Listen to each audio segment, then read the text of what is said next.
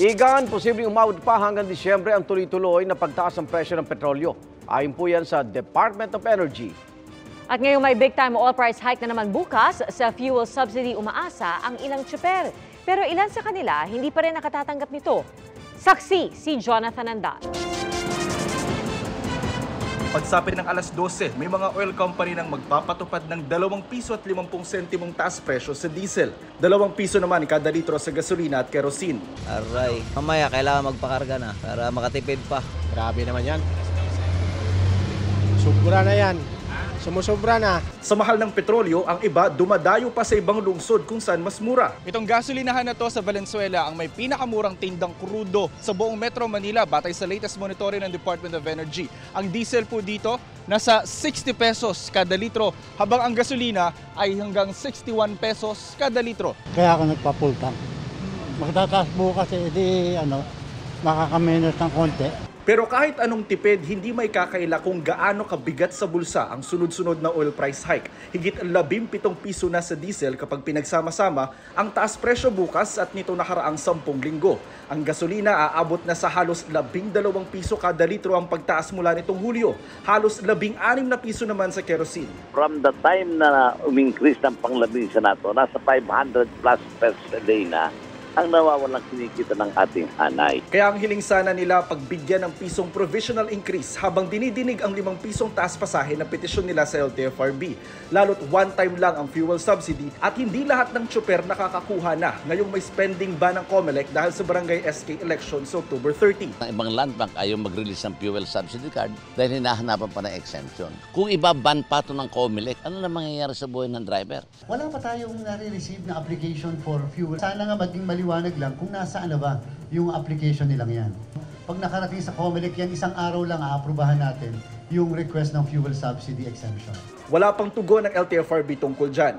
Isa pang napag-uusapan, tanggalin muna ang VAT at excise tax sa langis. Isa yan sa mga naungkat sa pulong ng liderato ng Kamara sa mga kinatawan ng energy sector na maaari raw irekomenda sa Pangulo. Anong presyo na mga 60 na ngayon, di ba? So kung kumala ng 80, pwede consider to have a temporary suspension of the excise taxes. We can already perhaps even explore buying oil early or in advance, no? And not wait till December. Ang sabi nila, gaganda lang yung sitwasyon na mas mangigibabaw o mas tataas ang supply versus sa world demand mga first quarter o second quarter ng 2024. Para sa GMA Integrated News, Jonathan Andal ang inyong saksi. Pinatitigil ng Foreign Affairs Department ang lahat ng aktibidad na maaaring makapinsala sa yamang dagat, partikular sa West Philippine Sea. Kasunod yan ng mga naiulat na pagkasira ng mga bahura sa Rosul Reef at Escoda Shoal na parehong nasa loob ng Exclusive Economic Zone ng Pilipinas. Saksi sina Rafi Tima at Chino Gaston. Durog at patay na ang mga coral na ito sa Escoda o Sabina Shoal at maging sa Rosul o Iroquois Reef. Mga bahura sa West Philippine Sea na nasa loob ng Exclusive Economic Zone ng Pilipinas. Base yan sa ginawang survey nung nakarang buwan ng Philippine Coast Guard sa mga bahurang ito. Noong buwan ng Hulyo, ganito rin daw ang nakita ng AFP Western Command sa may Rosul Reef. Ayon sa Philippine Coast Guard, ang mga bahurang ito ang madalas tambayan at puntahan ng mga barko ng China nitong mga nakarang taon. Ang Sabina o Escoda Shoal malapit lang sa Ayungin Shoal. Malapit din ito sa Palawan. Ang Rosul o Iroquois Reef naman ay malapit sa Recto o Reed Bank na sinasabing mayaman sa langis at gas kung saan binabalak magkaroon ng oil exploration. Sabi ng PCG, wala pang matibay na ebidensya na mga Chinese fishing militia vessels ang nasa likod ng mga wasak na coral reef na ito. Pero noong isang buwan lang, may naispatan daw na 33 na Chinese vessels sa Rosul Reef at 15 naman sa Sabina Shoal. Magkaiba na po yung kulay ngayon ng ilalim ng Escoda. Ito yung bagong kulay, ito yung dating kulay. So ibig sabihin, merong pinatong na materyales. Merong pinatong na materyales sa ilalim. Nakakaiba doon sa natural elements niya. Ang Bureau of Fisheries and Aquatic Resources lubhang nababahala sa nangyari sa mga coral reef. inilalagay din ito sa alanganing sitwasyon ang fish sufficiency at ang food security ng lahat ng mga bansang nasa region. Sa gitna nito, dalawang dating mahistrado ng Korte Suprema ang nagmungkahing kumalap agad ng ebidensyang maaring gamitin para sa panibagong reklamo laban sa China. Malacanang should request the UP Marine Science Institute to make a scientific assessment of the damage that has been done to the coral reefs. We should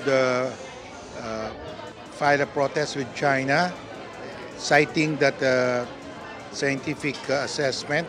We will inform the world and the Filipino people, of course, about the damage that has been done. We need that scientific assessment for the future in case we want to sue China for damages. We must have that. If there is a decision in a valid court and it is an unclosed court, and you levy it against assets of China wherever found, the courts of New York or the courts of Paris or the courts of London are bound to execute.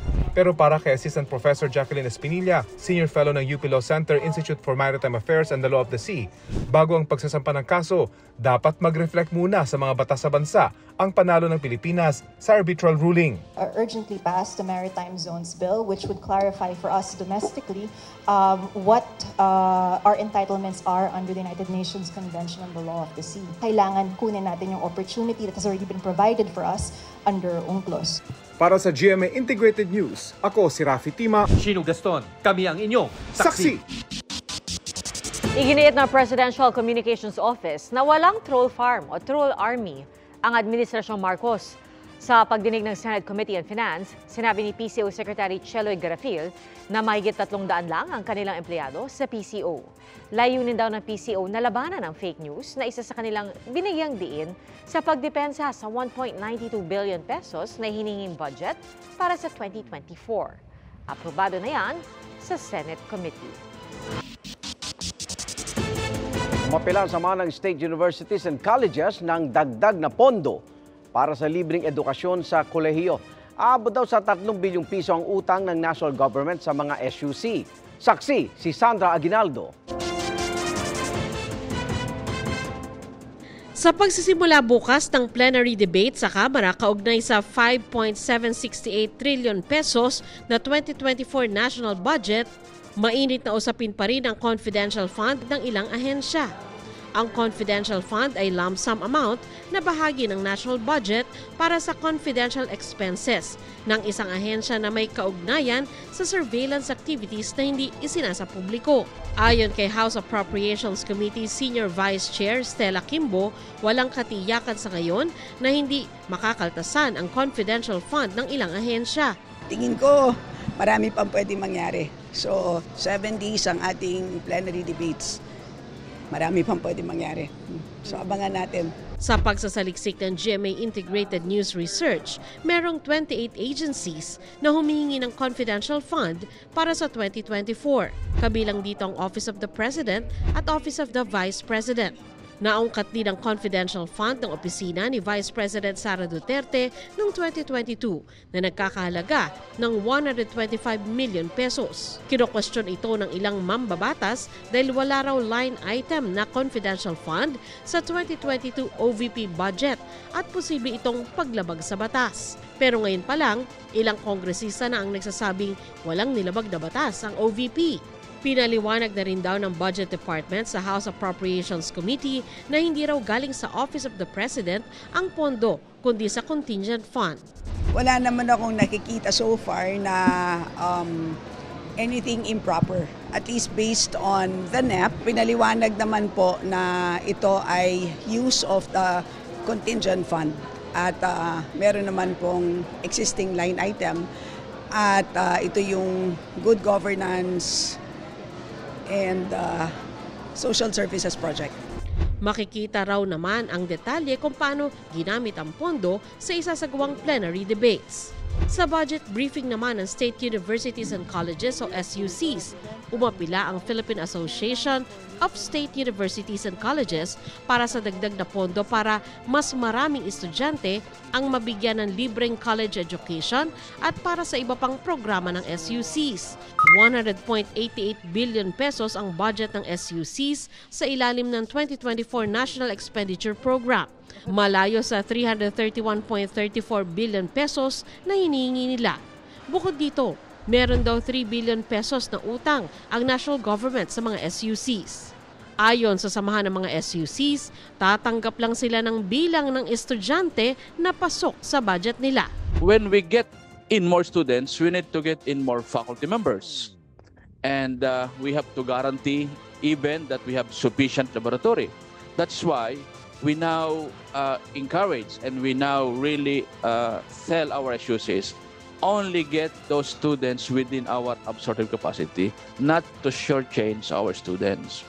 Ayon naman sa DBM, naghahanap na sila ng pondo para mabayaran ang utang ng mga SUC. Para sa GMA Integrated News, Sandra Aguinaldo ang inyong saksi.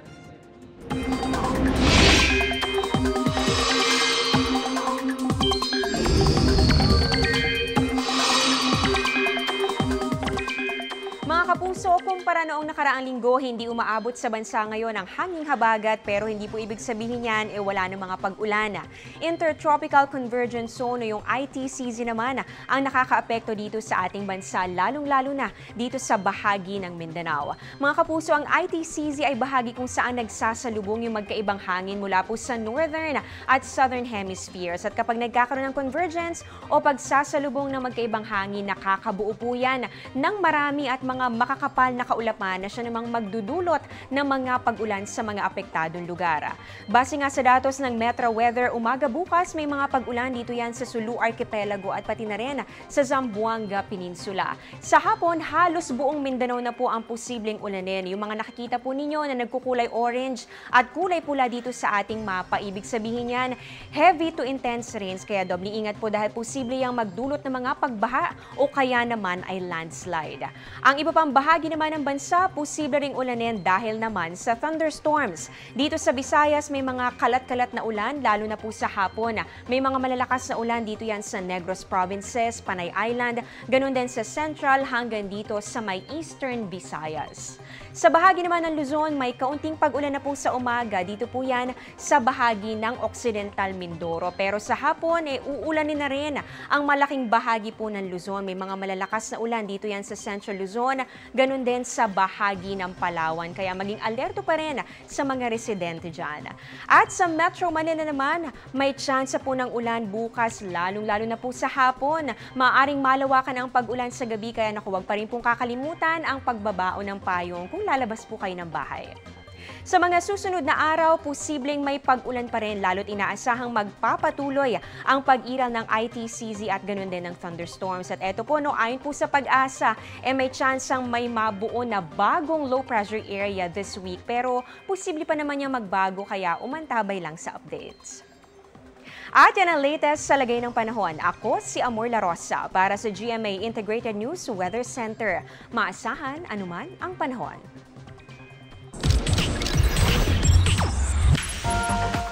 The long wait is finally over. Inireveal na kanina sa Royal Blood ang tunay na pumatay kay Don Gustavo Royales. All I did was do what I had to dahil masama si Dad. Dahil siyang masama. God told me to do it.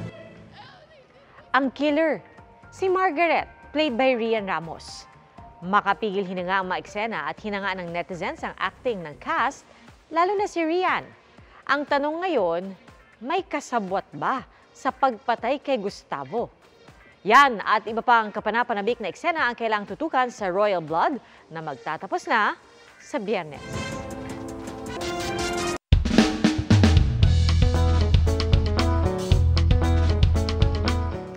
Ang mga asong Golden Retriever, pwede rin daw maging Golden Receiver? Kinagigiliwan online ang mga asong tagatanggap ng mga dinideliver na parcel. Ating saksihan! Ma'am, sir, delivery po. linyahan ng mga delivery rider. Pero paano kaya kung ang tatanggap ng package? Aso. Kuya, akin iyan. Dati, bigay ni Kuya. Si Kuya ayaw pa ibigay nung una ang package sa asong si Kobe. Akin nga yan. Akin ha. Ayaw. Pati sa akin na pangalan. Oh, tingnan mo. Kobe Kapugi. Pero matapos i-check, ayun, ibinigay na rin kay Kobe ang package. Dati, buksan natin ng bahay ito eh. Tara. Kanang kamay daw si Kobe ng kanyang fur parent na si James Echano. Masunurin at maaasahan pati sa pagbitbit ng pinamili tuwing namamalengke sila. Kilala na nga raw siya sa public market sa Santo Tomas, Batangas. Sa Sindangan, Zamboanga del Norte, maaasahan din ang cream white golden retriever na si Rocky sa pagtanggap ng package. Very good.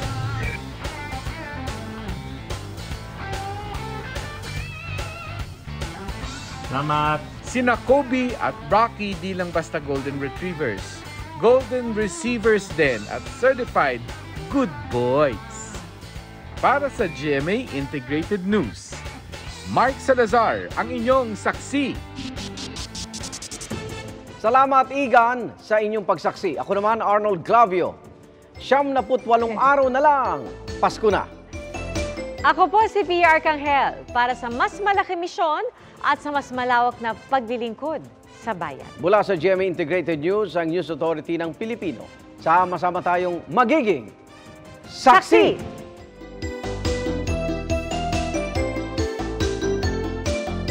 Mga Igan, samahan nyo kaming saksiyan ng mga balita. Mag-subscribe sa GMA Integrated News sa YouTube. Para sa mga kapuso abroad, samahan nyo kami sa GMA Pinoy TV at sa www.gmanews.tv.